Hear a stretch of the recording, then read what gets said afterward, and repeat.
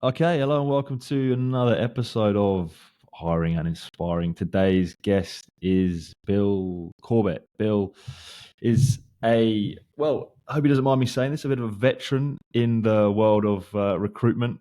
He's been around the game quite a while, and he's done a bunch of roles, both sort of in internal talent acquisition and also worked for some external recruitment companies. So I'm really looking forward to having a bit more of an in-depth chat to him today, finding out a bit more about what he's doing currently, also learning about his journey, for him to share some of his wisdom, and just to talk all things recruitment as I love to do. So, Bill, with that introduction, mate, welcome to the show. How are you getting on?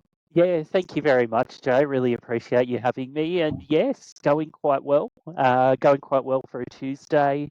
Nice weather in Sydney. So, Yeah, and yeah, doing a lot of recruitment today, as you'd hope that good someone in stuff, my mate. role Good would stuff. be. Yeah. So, mate, to kick it off, I should have introduced your current role. What you're doing currently? You Yes. currently work as talent acquisition lead for global company Stanley Black Decker. So, tell me a bit more about what what you're doing in the current role. Maybe even if for someone who's listening doesn't understand necessarily what an internal talent acquisition person does, tell me all about the role and how you're finding it. Yeah, absolutely. So Stanley Black Decker is a Fortune 500 company, basically the world's largest tool company. In Australia, New Zealand, we essentially specialise in hand tools, power tools, and outdoor equipment. Okay. My role as a talent acquisition lead for Australia, New Zealand, essentially involves a bit of everything in there. So, from a recruitment perspective, I cover everything from our sales, our corporate, HR, customer service, and our distribution centres, supply chain, Mm, EH&S, and pretty much anything you can think of mm, within that particular area. Uh, Particular focus on Melbourne, which is where most our head office and distribution centre are, as well as our outdoor division.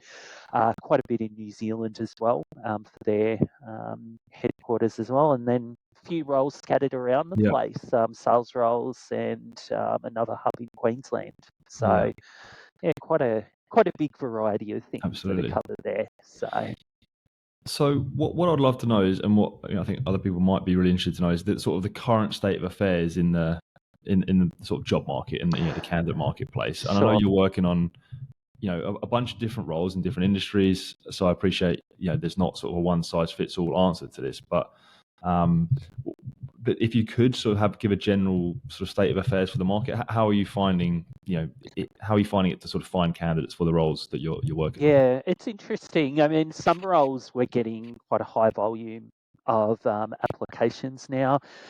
I would say significantly more than we have been in the past, but in terms of still finding that right fit, that right skill set for Yeah. what we need, it's not necessarily any easier. Unemployment within Australia and New Zealand is still approximately 3.5%. And in some ways, you are getting people that are apprehensive about leaving their current position. Yeah.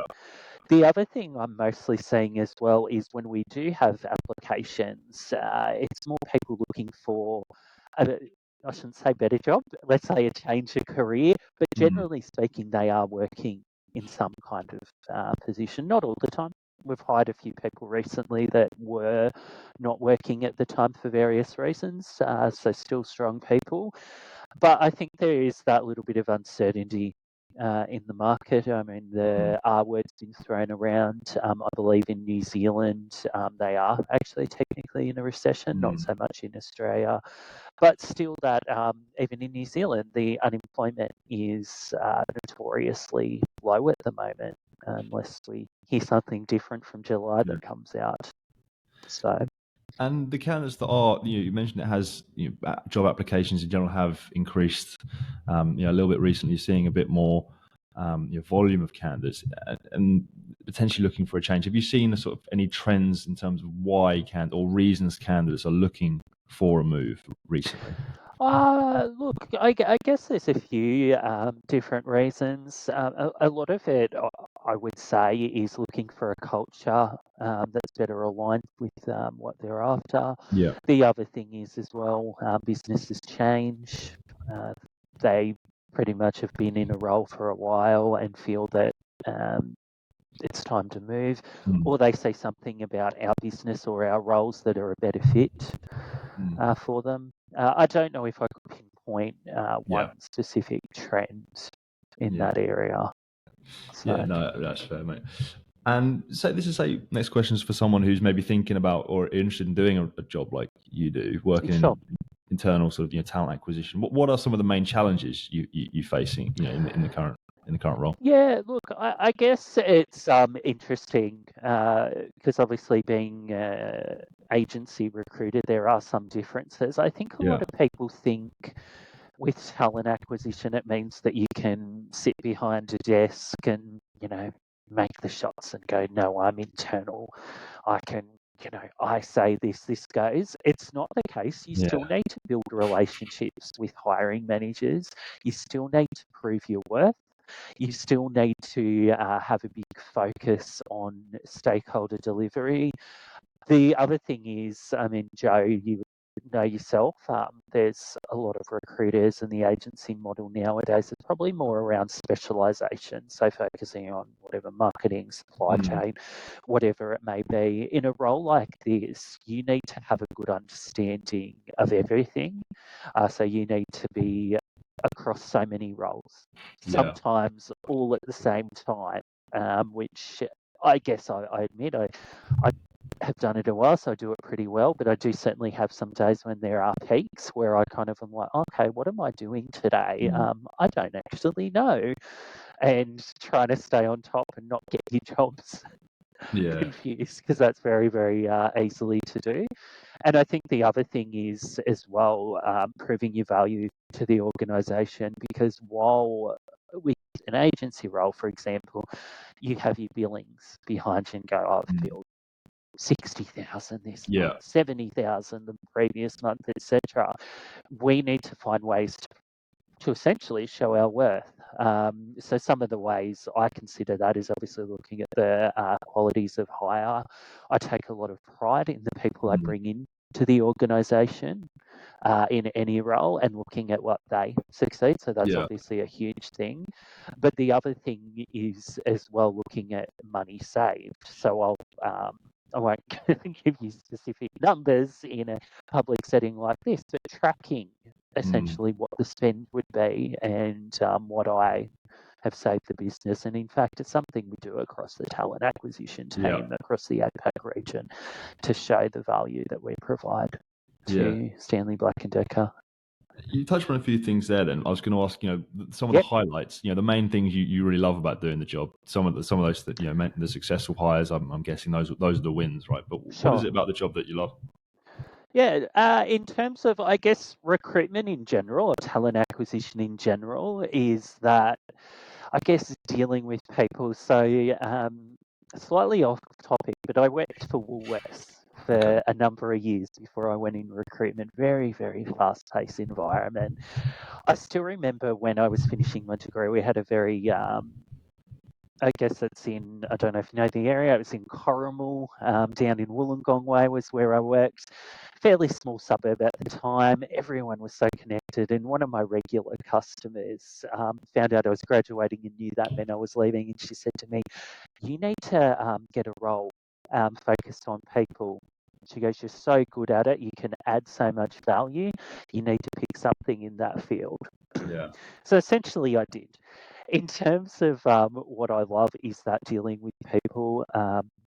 I think what we need to, what we need to remember in recruitment is we are dealing with people's lives. Okay, we're not, performing surgery or, rocket science or anything like that. But what we do does have quite a significant impact, and decisions we can make do have quite dramatic effects on people. So I like the fact that I can add value and improve people's lives. So that's, I guess, important. In terms of Stanley Black Decker specifically, of course, there's all that, but I would have to say the people here. I think I would have to say, as soon as I walked in the door, I felt very, very welcome into the organisation. There was no issues. Never felt like I had to prove myself. My experience was respected, and I just have to say, like, I couldn't do a job like this in a company if I didn't believe in it. So, yeah. Yeah, fantastic, mate. Going back to the previous bit, the actual work you do, I think a couple of things that that we forget. It's the great thing about recruitment is the tangible outcomes, as you say. Like when Yep. you put someone in a new role, you've physically, or hopefully, made their life significantly better. Yep. And I think that's the great. A lot of people, they don't, if they don't understand the industry necessarily, you've got to remember what you do in recruitment. You do change lives. You do Absolutely. produce great outcomes.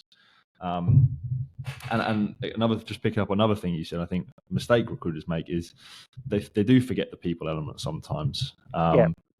Because you often make high volumes of calls. You're thinking as you're calling up someone as a KPI or a that person. I need to fit that person into that box kind of thing.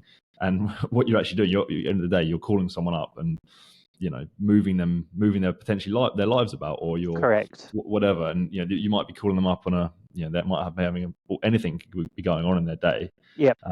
So I think that's great advice. What you just said about that, just going back to the people element. Well, that's it, exactly. And I've always been a believer, even from an agency recruitment side, you need to focus on people.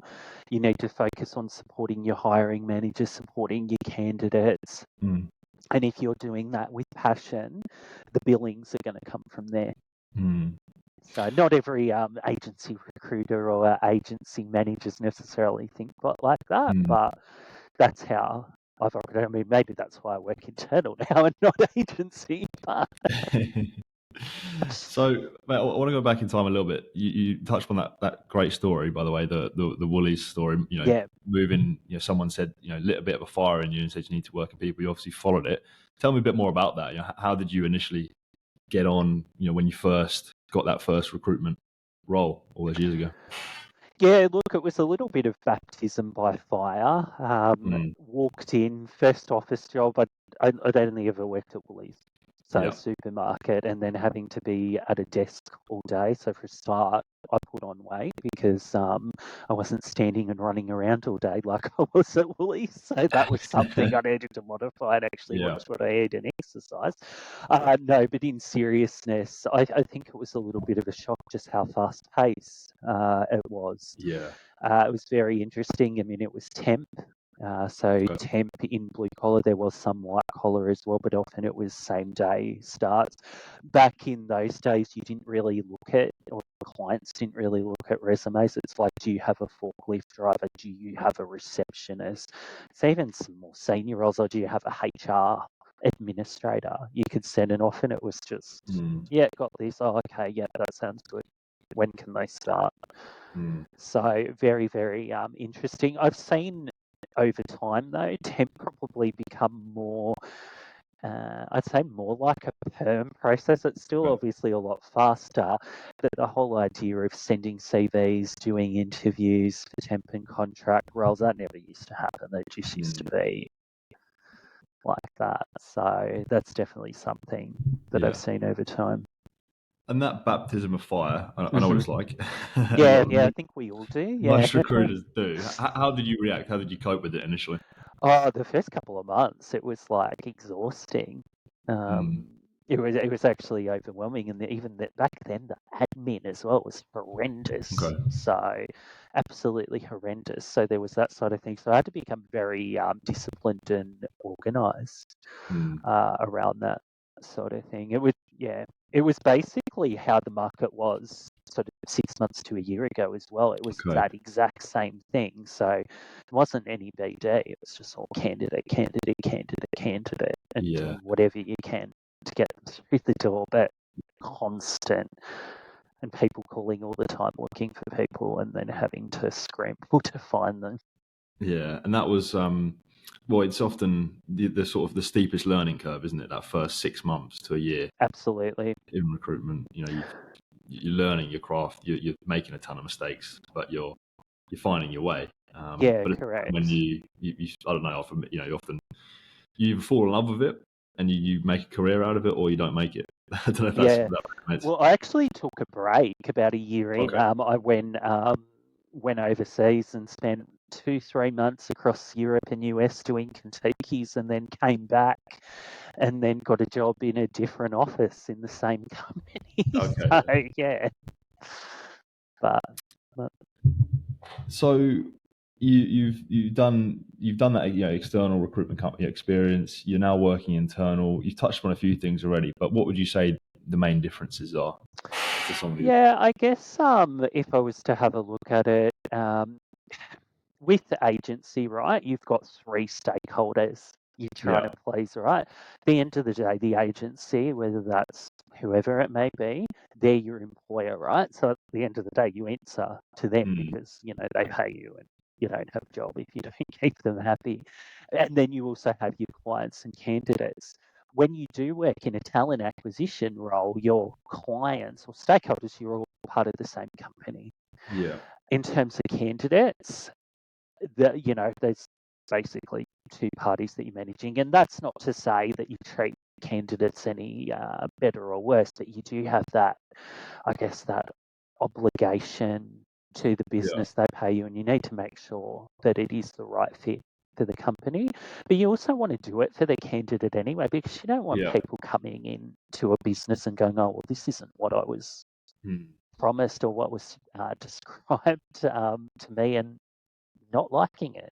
So I would say that's the main thing from a stakeholder perspective. I don't think it makes a huge difference in how you operate, but I guess you've got less pressure from a third source, which Yeah. definitely helps. I would also say as well, I think I touched on it before, you're not measured on how much money you make, but I am, Yeah. I guess, coming from that agency background, do have that little bit of financial acumen that always Yeah. plays into things. So I do think it's important to track how much money you save and the intrinsic benefits that you bring to the organisation. Yeah.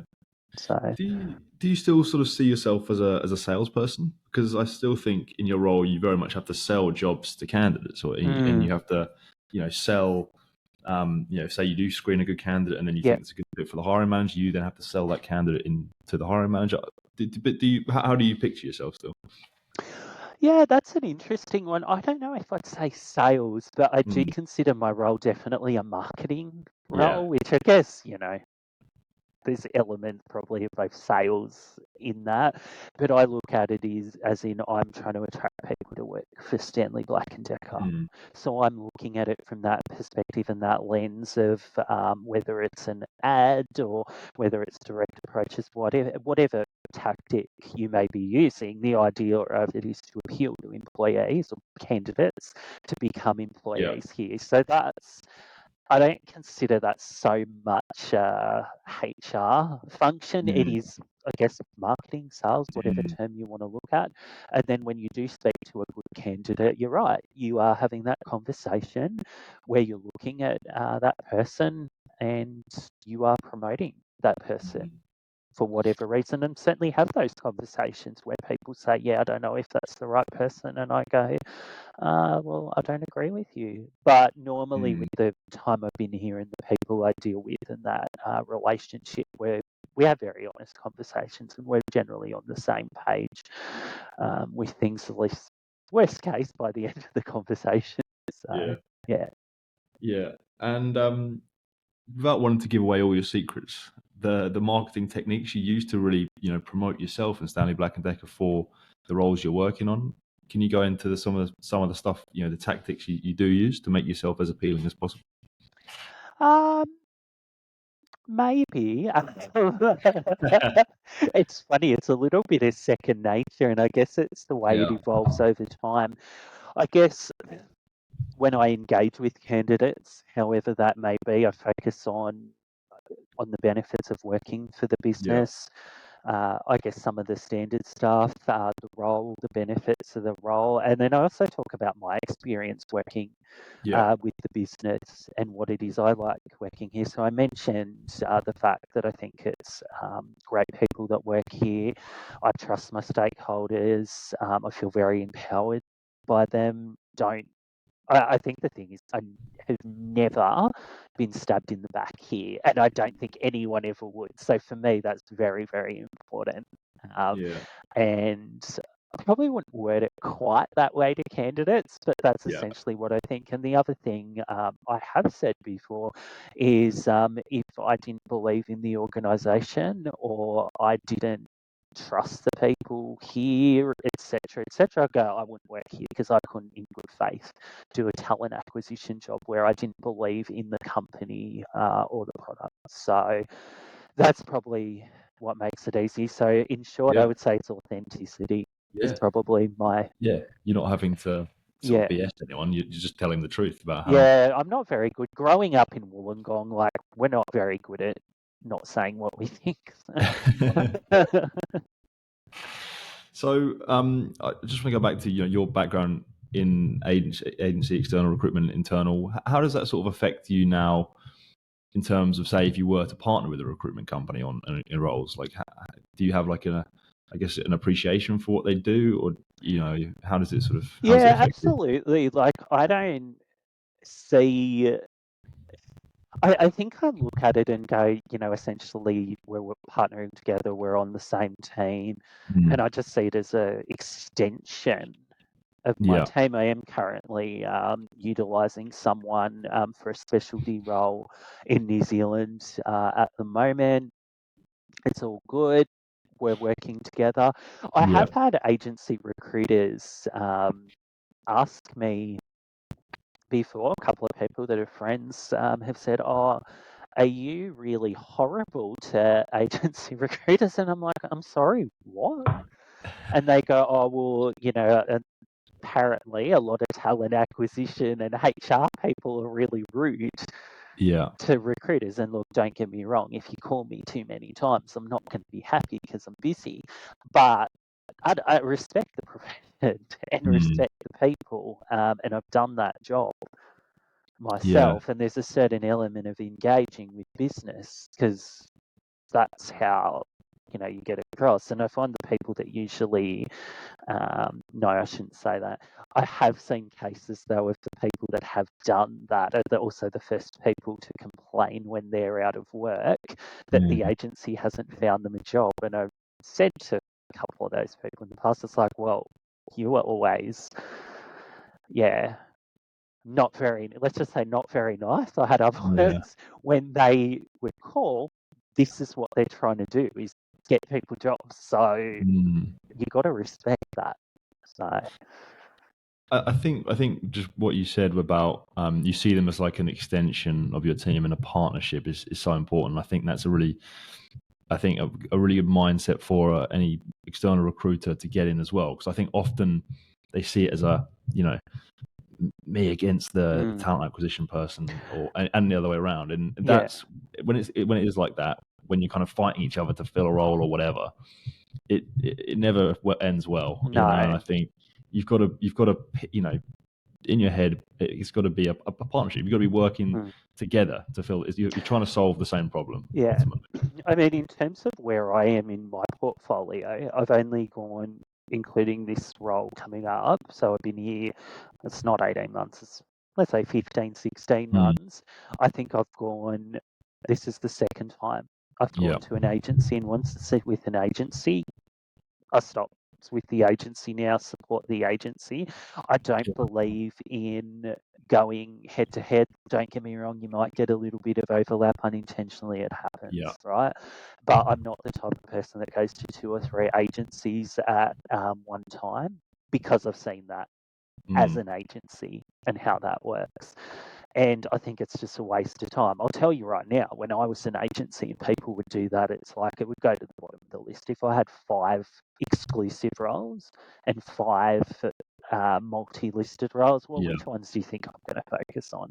So I put that hat on when I'm working with agencies, and it's like, well, I want people to be dedicated to my role, so I need to support and dedicate to them.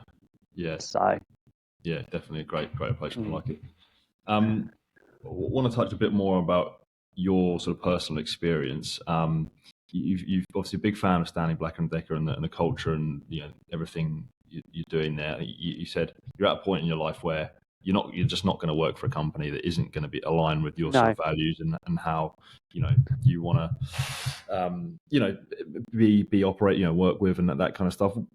I think they said the trust is important. correct. But what sort of things would you look for? What is the right fit for you personally in an organization? Yeah, I guess I'm trying to think. It's easier to think of the wrong fit, which is probably not the Yeah. best attitude. In terms of, I guess, the right fit, I think there's that, as I mentioned, authenticity. I think there's that supporting of each other. So collaborating, having each other's back, Yeah. an organisation where people don't walk over each other or stab each other in the back, because been there, horrible, don't want to ever go back there. Somewhere where people do what they say they're going to do. So my focus is a lot of organisations talk about big things, particularly HR initiatives. I've Yeah. seen that before, and then nothing happens, and it's all a song and dance. Yeah. And what I like about here is the fact that we don't necessarily go in gung ho. We work on initiatives, and we complete them, and we go through that, and we do that. We've thought them out. Where they're not just a big idea. There's steps in place to actually achieve them. So that's important to me. Yeah. And it has to be a product or service I believe in.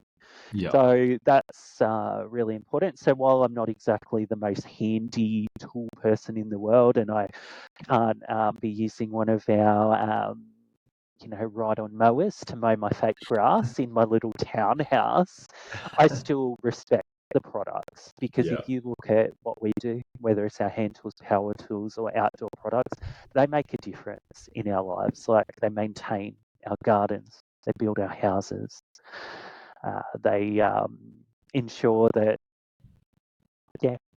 our construction occurs. They help with our DIY projects. There's so many different things that come in there. So I respect the brand and the product for what they do. Yeah. So that's important to me. There's some industries I don't know how I would feel, not necessarily because I don't respect them. It just, I'm probably better with something a little more tangible. And that sort of thing. So things like consumable goods, like here, Yeah. kind of Yeah. excites me. So, Yeah. yeah. Gotcha.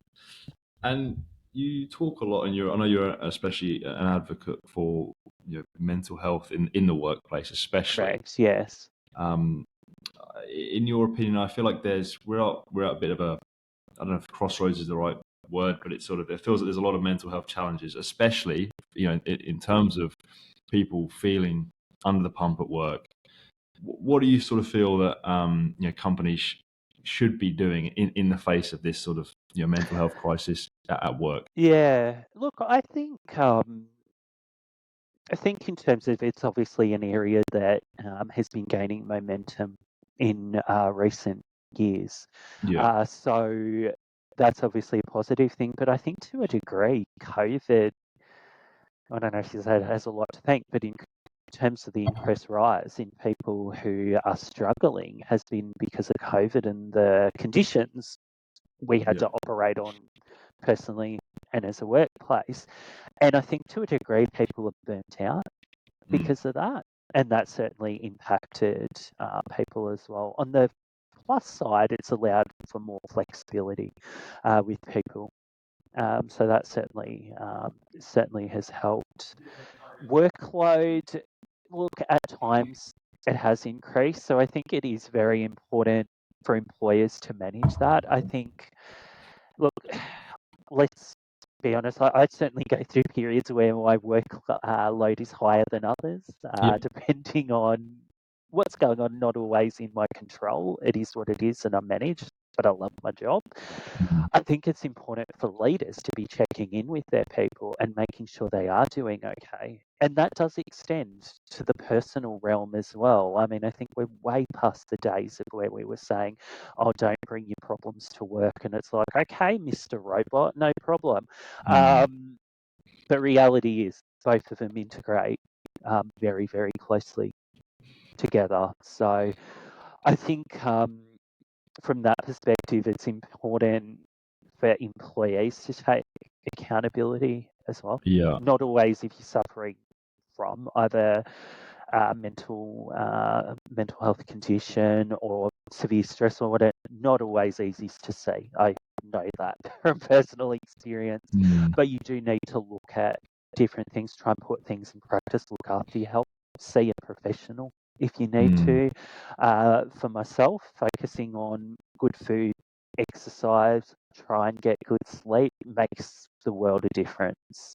And making sure if there is an issue, speak to someone about it, and make sure check in with your doctor or whoever else is So appropriate. it sounds like you're pushing for accountability from both sides. So Yep. the employee and the employer. So the employee don't suffer in silence. Correct. Please make sure you're flagging up the problems, because sometimes employees, they can't always spot it, but then you've got to, the managers they do have a responsibility to be asking the questions. Yeah, it is a little bit chicken and the egg, I'll be honest, and I don't have a perfect solution for it by any means, which I guess comes back to why it's important for leaders to try and check in with their people. So it's not a perfect science, to try and check in and see what's going on. The other flip side is people obviously need to have the resources to get help and be willing to accept help. And that comes from a lot of education in the mental health side, because people are scared of that. They're scared to sometimes reach out and say, oh, I'm suffering, or I'm stressed, I don't know what to do, because there's that still a little bit of embarrassment and stigma around that. So yeah, I probably just created more questions than answers there, but yeah. What is, say someone's listening to, say, a leader, they've got it, they manage a team, and they want to take your advice and check in more with their team. What is the best way for them to do that? Is it simply pulling, having a one-on-one? And I often think it's just simply just asking, like, how are you? Like, and really meaning it. I'm really meaning it, not just, how are you? Yeah, how that's are it. you? What would you say? And my my boss actually does that. The start of our one-on-one is pretty much, a few minutes of personal conversation to check in on life and see how things are going, to ensure that, me and his direct reports are going okay before we go into business. Because if there's a major burning issue, well, it's not going to be a very productive one-on-one, and you're not going to have a very productive team member, and you're going to have a person that you care about suffering. So I think that's some good leadership advice, isn't it? It's just be genuine. Just don't be that Mr. Robot that you mentioned. Correct. Ask about their personal life. Show that you care a little bit.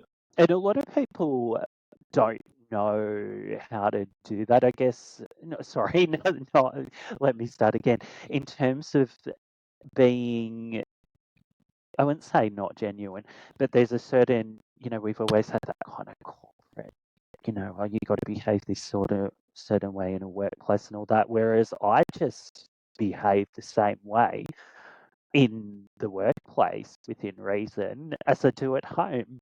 And that's why you love your job, I guess, mate. Yeah, exactly. So doesn't necessarily suit every environment.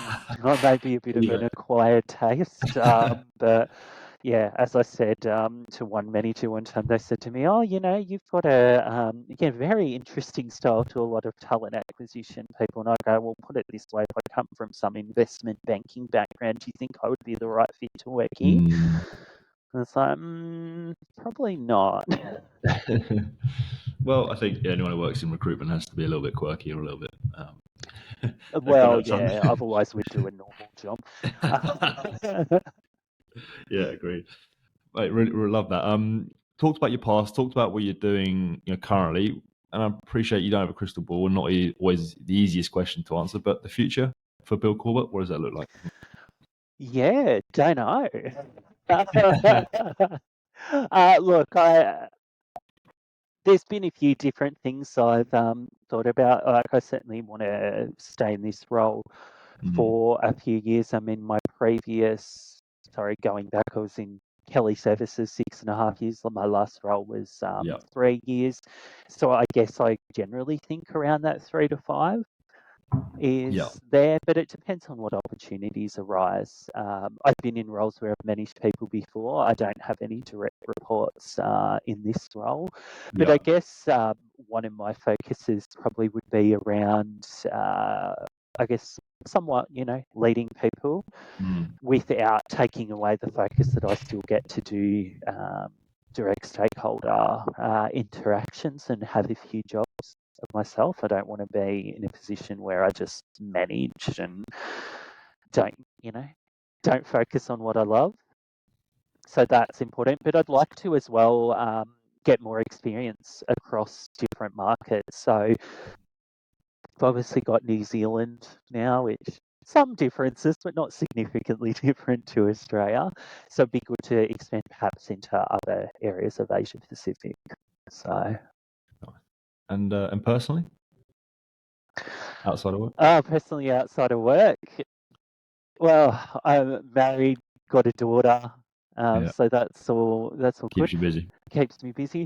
Wouldn't mind a bigger house, but if you look, have a look around my area, the Sutherland Shire, it's not super cheap to live here at the moment. So I think the 3-bedroom townhouse with the small garden's probably going to stay that way for a while.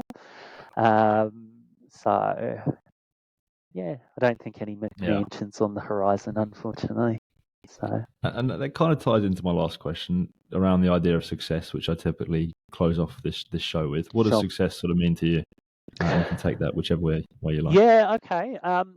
Well, like you said, everyone has different elements of success. I look at success in terms of my life. It's about the people you collect along the way.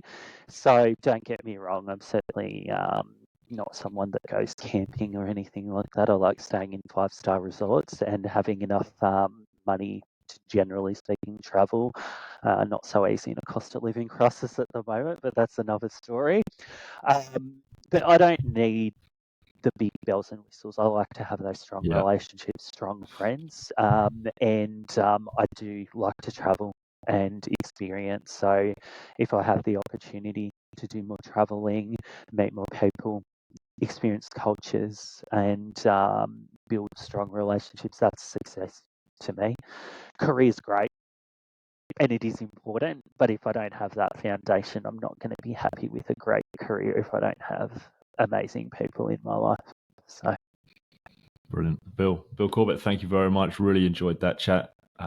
Took loads away from that, and I think anyone who works in recruitment will relate to a lot of what you said. Also may well get a ton of learnings and a ton of wisdom from what you've just said there. So really appreciate your time. Thank you very much for coming on, sharing your journey, sharing your experiences. Been great to chat. Thank you very much. Thanks so much, Joe. Take it easy.